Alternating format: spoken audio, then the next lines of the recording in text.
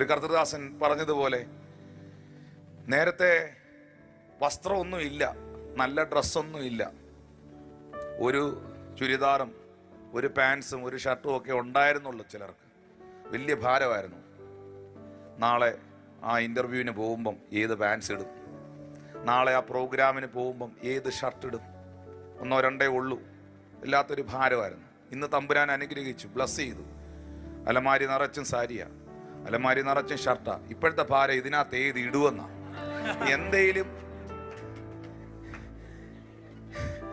എന്തേലും ഒരു ഭാരം ഉണ്ട്.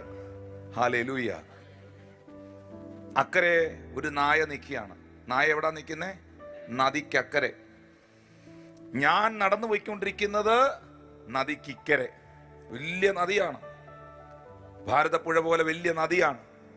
ആ നദിക്കക്കരെയാണ് ഒരു നായ നിന്ന് കുരയ്ക്കുന്നത്. തൊടലിൽ നിന്ന് കറങ്ങി നിന്ന് കുരയ്ക്കുകയാണ്. ഞാൻ നദിക്കിക്കരയിലൂടെ നടക്കുകയാണ്. ഞാൻ ഇങ്ങനെ ചിന്തിക്കുകയാണ്, ആ നായ തൊടല് പൊട്ടിച്ചാൽ,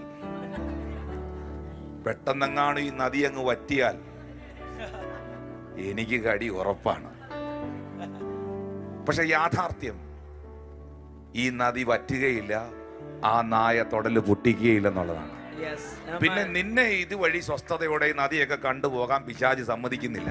അതാണ് ഇതിനകത്ത് ഏറ്റവും വലിയ പ്രശ്നം. ഒന്ന് കരവടിച്ച് കർത്താവിന് നന്ദി പറഞ്ഞു. ഈ നദിയൊക്കെ ഒന്ന് കണ്ട് ഇതൊക്കെ ഒന്ന് എൻജോയ് ചെയ്ത് പോകാൻ സാത്താൻ സമ്മതിക്കുന്നില്ല. ഹല്ലേലൂയ. ഇടിക്കണം, അതിനെ മനസ്സിലേക്ക് വരുമ്പോൾ തന്നെ ഇടിച്ചു കളയണം. യേശു കർത്താവ് ഇതിനെ ഡീൽ ചെയ്തത് വചനത്തിലൂടെയാണ്. പിശാചിനെ ഡീൽ ചെയ്തത് വചനത്തിലൂടെയാണ്. ഈ ഭൂമിയിലുള്ള സകല രാജ്യങ്ങളെയും സാത്താൻ ക്ഷണനേരത്തിൽ അവനെ കാണിച്ചെന്നല്ലേ എഴുതിയിരിക്കുന്നേ. സാത്താൻ യേശു 40 ദിവസം ഉപവസിക്കുമ്പം ആണോ?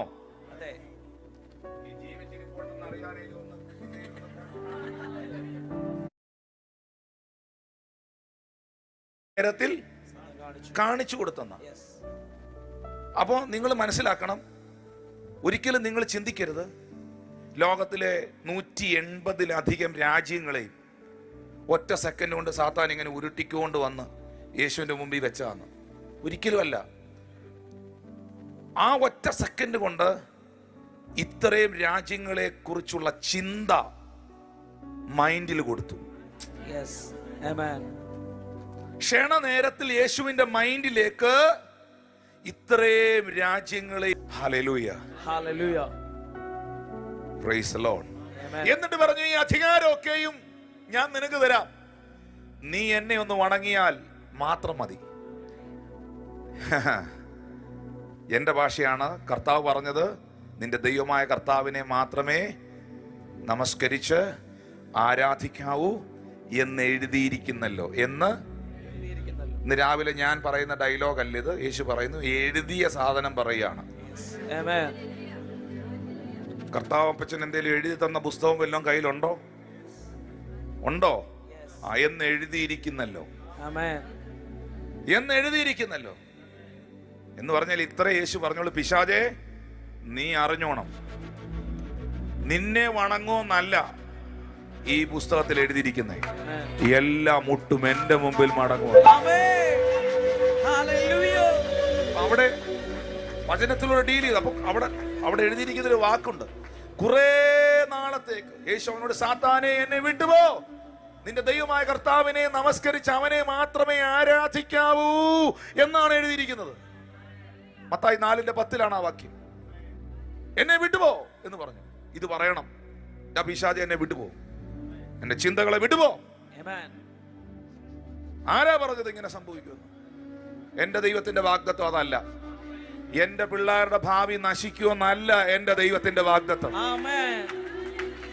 എന്റെ കുടുംബം തകരുമെന്നല്ല എന്റെ ദൈവത്തിന്റെ വാഗ്ദത്തം. ദീർഘായുസ് കൊണ്ട് ഞാൻ നിനക്ക് തൃപ്തി വരുത്തും. എന്റെ രക്ഷയെ ഞാൻ നിനക്ക് കാണിച്ചു തരും. ഞാൻ നിന്റെ സന്മത്സരങ്ങളെ നന്മ കൊണ്ട് നിറയ്ക്കും.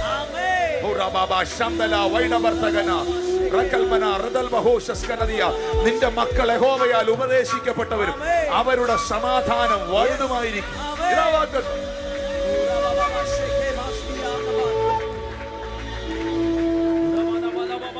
വിട്ടുപോ എന്ന് പറയേണ്ടിടത്ത് വിട്ടുപോ എന്ന് പറയണം. ആ ചിന്തകൾ അകത്തോട്ട് വരുമ്പോഴേ പറയണം വിട്ടുപോകാൻ. റിജക്ട് ചെയ്ത് കളയണം അതിനെ. ആരും മിണ്ടുന്നില്ലല്ലോ. റിജക്ട് ചെയ്ത് കളയണം. No no, it is not a right thing, it is a wrong thing, it is not truth. ഇത് സത്യമല്ല. ഞാനിപ്പോ ചിന്തിക്കുന്ന ഈ കാര്യം സത്യമല്ല. അതല്ല സത്യം, അതല്ല ശരി. പിശാചേ വിട്ടുപോകണം, പൊക്കോണം. ഇന്ന് പ്രാർത്ഥിച്ചു നോക്കിയേ, പെട്ടെന്ന് ഒരു കോട്ട ഇടിയുന്നത് നിങ്ങൾക്ക് ഫീൽ ചെയ്യും.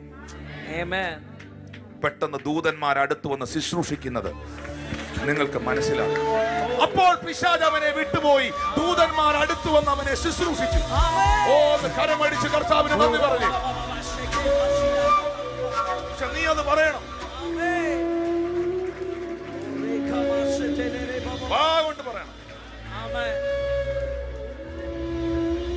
രക്തസ്രവക്കാരിയായ സ്ത്രീ, അവൾ എന്താ പറഞ്ഞേ?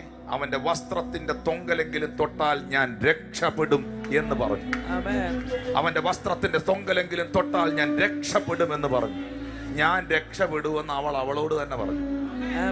സ്വന്തം കൈ തലയിലോട്ടെന്ന് വെച്ച് പറഞ്ഞേ, ഞാൻ രക്ഷപ്പെടുമെന്ന് പറഞ്ഞു. എന്റെ കുഞ്ഞുങ്ങൾ രക്ഷപ്പെടും, എന്റെ കുടുംബം അനുഗ്രഹിക്കപ്പെടും, ശുശ്രൂഷ അനുഗ്രഹിക്കപ്പെടും. ആ, സങ്കല്പങ്ങളും വിചാരങ്ങളും എല്ലാം ഇന്ന് പൊളിയണം. ചേർന്ന രാമീൻ പറഞ്ഞേ, ചേർന്ന രാമീൻ പറഞ്ഞേ. വെറുതെ ഭാരപ്പെടുന്നവരുണ്ട്. കടമല്ല പ്രശ്നം. എന്താ പ്രാർത്ഥിക്കാൻ വരും പറയുന്നത്? ബ്രദറെ, എനിക്കൊരു കടഭാരമുണ്ട്.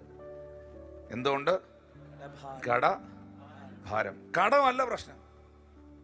ആ കടം ഉണ്ടായപ്പോ വന്ന ഭാരമാണ് പ്രശ്നം. ഹല്ലേലൂയ. ആ ഭാരം വേണ്ട. നിന്റെ സകല ഭാരവും എന്റെ മേലിട്ട് കൊള്ളുക. ഓഹ്, ആര് പറയും ഇത്? എന്റെ ദൈവം പറയാ, നിന്റെ സകല ഭാരവും എന്റെ മേലിട്ട് കൊള്ളുക, ഞാൻ അതിനെ ചുമക്കാം. നിന്റെ സകല ചിന്താകുലവും എന്റെ മേലിടുക. ഓ റബാശാന്തൽക്കന. അങ്ങനെ ഒരു കർത്താവ് നമുക്കുള്ളത് എത്ര വലിയൊരു കാര്യമാണ്. എന്നിട്ട് വെറുതെ നിങ്ങൾ ഈ ലഗേജുമായിട്ട് നടക്കുകയാണല്ലോ. ഒന്ന് കരം അടിച്ച് വെറുതെ ലഗേജുകളുമായിട്ട് നടക്കുകയാണല്ലോ. ഒന്ന് ഇറക്കിയേ. അതല്ല, ഇന്ന് ഈ ആരാധനയിൽ അതൊന്ന് ഇറക്കിയേ. ആത്മാവിലൊന്ന് ഫ്രീ ആയേ. ഒന്ന് കൈ അടിച്ചേ, ഒന്ന് സന്തോഷിച്ചേ, ഒന്ന് ചിരിച്ചേ, ഒന്ന് ശബ്ദം വെച്ച് ദൈവത്തെ സ്തുതിച്ചേ.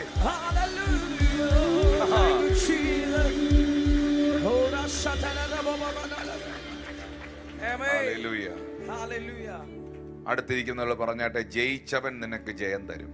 ജയിച്ചവൻ നിനക്ക് ജയം തരും. ജയിച്ച കർത്താവ് നിങ്ങൾക്ക് ജയം തരും.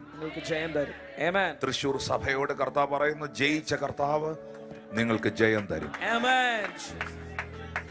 ഓൺലൈനിൽ കാണുന്നവരോട് പറയുന്നു, ജയിച്ച കർത്താവ് നിങ്ങൾക്ക് ജയം തരും. സമ്പൂർണ്ണ ജയം. ചില സ്കൂളുകളിലെ പരീക്ഷ കഴിയുമ്പോൾ സമ്പൂർണ്ണ പരാജയമല്ല, പരീക്ഷ കഴിയുമ്പോൾ ആ സ്കൂളുകാർ പറയും സമ്പൂർണ്ണ ജയം എന്ന് വെച്ചാൽ ഒരുത്തനും ഇനി തോറ്റില്ലെന്നാ. ആണ്ട് ഇന്ന് ഇവിടെ ഇരിക്കുന്നവരോടായി പറയുന്നത്. ഒന്ന് കരമടിച്ചത്, ഒരുത്തനും അതിൽ ഒരാള് പോലും, എല്ലാവരും ജയിച്ചെന്നാ. ഹല്ലേലൂയ. ജയിച്ച കർത്താവ്, ജയിച്ച കർത്താവ്. വെളിപ്പാട് പുസ്തകം 5-ാം അധ്യായത്തിലേക്ക് വരുമ്പോൾ അതിന്റെ 5-ാമത്തെ വാക്യം നോക്കുന്ന സമയത്ത് അവിടെ എഴുതിയിട്ടുണ്ട്, അപ്പോൾ മൂപ്പന്മാരിൽ ഒരുത്തൻ എന്നോട്. അവിടെ ഒരു വലിയ പ്രശ്നം ഉണ്ടായി. ആരെങ്കിലും ഒന്ന് വായിച്ച് കേൾപ്പിക്കാമോ? നിങ്ങളോട് വായിക്കുന്നില്ല, 1 മുതൽ വായിക്കണേ, എന്നാലേ അവർക്ക് ആ സാഹചര്യം മനസ്സിലാവുള്ളൂ. ഞാൻ സിംഹാസനത്തിലിരിക്കുന്നവന്റെ വലം കൈയിൽ അകത്തും പുറത്തും എഴുത്തുള്ളതായി 7 മുദ്രയാൽ മുദ്രയിട്ടൊരു പുസ്തകം കണ്ടു. അടുത്ത വാക്യം, ആ പുസ്തകം തുറപ്പാനും ആ പുസ്തകം തുറക്കാനും അതിന്റെ മുദ്ര പൊട്ടിപ്പാനും യോഗ്യൻ ആരുള്ളൂ എന്ന് അത്യുച്ചത്തിൽ ഘോഷിക്കുന്ന ശക്തനായൊരു ഈ പുസ്തകം ആർക്ക് തുറക്കാൻ കഴിയും? ഇതിന്റെ മുദ്ര പൊട്ടിക്കുവാൻ ആർക്ക് യോഗ്യതയുണ്ട് എന്നൊരു ദൈവദൂതൻ സ്വർഗത്തിൽ ഇങ്ങനെ അത്യുച്ചത്തിൽ പറയുന്നൊരു ശബ്ദം യോഹന്നാൻ കേട്ടു. അടുത്ത വാക്യം, പുസ്തകം തുറപ്പാനോ നോക്കുവാനോ സ്വർഗത്തിലും ഭൂമിയിലും ഭൂമിക്ക് കീഴിലും ആർക്കും കഴിഞ്ഞില്ല. അപ്പൊ ആ പുസ്തകം തുറക്കാനോ അതിനകത്തോട്ടൊന്ന് നോക്കാനോ സ്വർഗത്തിലും ഒരുത്തനില്ല, ഭൂമിയിലും ഒരുത്തനില്ല. നമ്മുടെ ഭാഷയിൽ പറഞ്ഞാൽ ഒരുത്തരേം കൊണ്ടും പറ്റുന്നില്ല,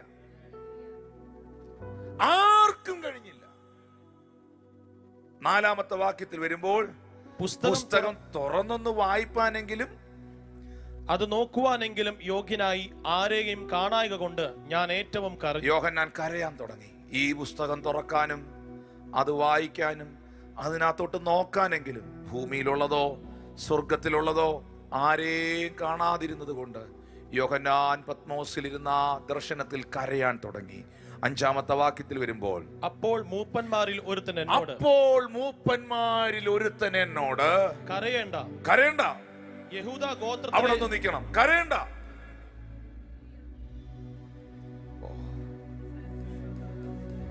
കരഞ്ഞത് മതി.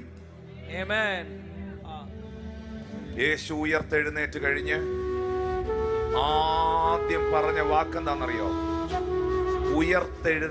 യേശു ഉയർത്തെഴുന്നേറ്റ് കഴിഞ്ഞ് ആദ്യം പറഞ്ഞ സെന്റൻസ് എന്താണെന്നറിയോ?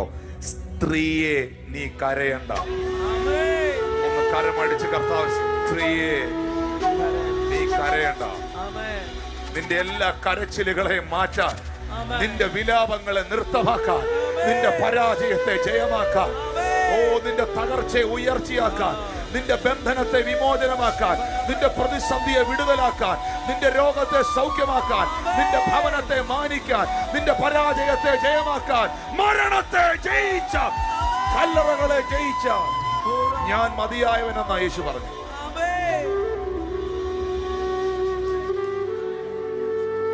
അപ്പോൾ മൂപ്പന്മാരിൽ ഒരുത്തൻ പറയുകയാണ്, കരയണ്ട യോഹന്നാനെ, കരഞ്ഞത് മതി.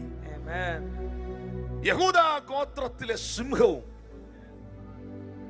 ഇതൊക്കെ എനിക്ക് കുറച്ചുകൂടെ ആരാധിക്കുന്നവരുടെ ഇടയില പറയേണ്ടി. യഹൂദ ഗോത്രത്തിലെ സിംഹവും ദാവീദിന്റെ വേരുമായവൻ, പുസ്തകവും അതിന്റെ 7 മുദ്രയും തുറപ്പാനും തക്കവണ്ണം ജയം പ്രാപിച്ചിരിക്കുന്നു. ജയം പ്രാപിച്ചവനാര്? ജയാളിയായവനാര്? യഹൂദ ഗോത്രത്തിലെ സിംഹവും ദാവീദിന്റെ വേരുമായവൻ. He is the Lion of Judah. He is the Lion of Judah.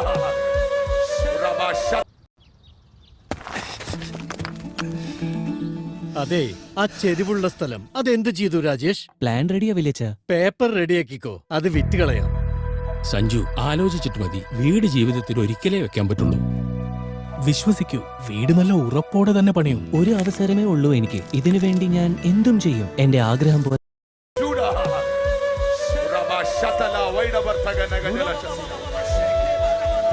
ഞാൻ സ്വർഗത്തിലും ആരെയും കണ്ടില്ല,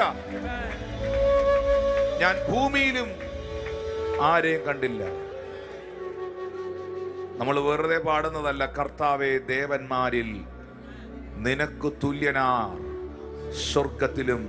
ഒന്ന് പാടണോ അതിപ്പോ ഇവിടെ? സ്വർഗത്തിലും ഭൂമിയിലും, ഇരുന്നേ, സ്വർഗത്തിലും ഭൂമിയിലും നിനക്ക് തുല്യനാർ.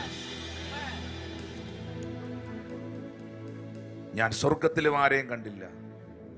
ഈ പുസ്തകം ഒന്ന് തുറക്കാനും അതിനകത്തോട്ടൊന്ന് നോക്കാനും അതിന്റെ മുദ്ര പൊട്ടിക്കാനും അത് വായിക്കാനും ഞാൻ ആരെയും കണ്ടില്ല. യോഹന്നാൻ കരയാൻ തുടങ്ങി. ആരുമില്ലേ ജയം പ്രാപിച്ചവർ? ഉടനെ ഒരു ശബ്ദം സ്വർഗത്തിൽ നിന്ന് പറയുകയാണ്, കരയണ്ട.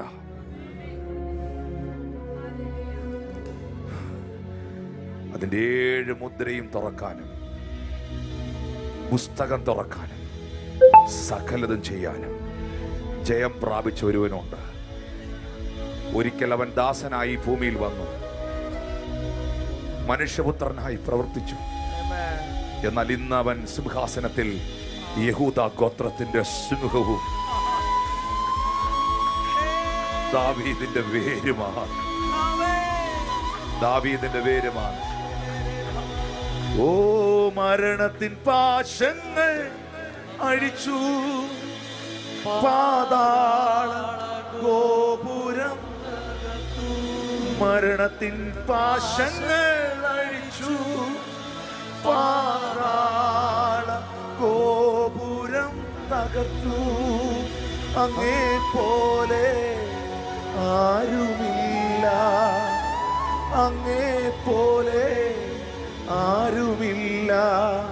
ഉയർത്തെഴുന്നേറ്റവനേ, അങ്ങേ പോലെ ആരുമില്ല, അങ്ങേ പോലെ ആരുമില്ല. ഉയർത്തെഴുന്നേറ്റവനേ, യേശുവേ പോൽ ആരുമില്ല. എന്റെ യേശുവേ പോൽ ആരുമില്ല, യേശുവേ പോൽ ആരുമില്ല. എന്റെ യേശുവേ പോൽ ആരുമില്ല. സ്വർഗത്തിലും ഭൂമിയിലും നിനക്കു തുല്യനാ. സ്വർഗത്തിലും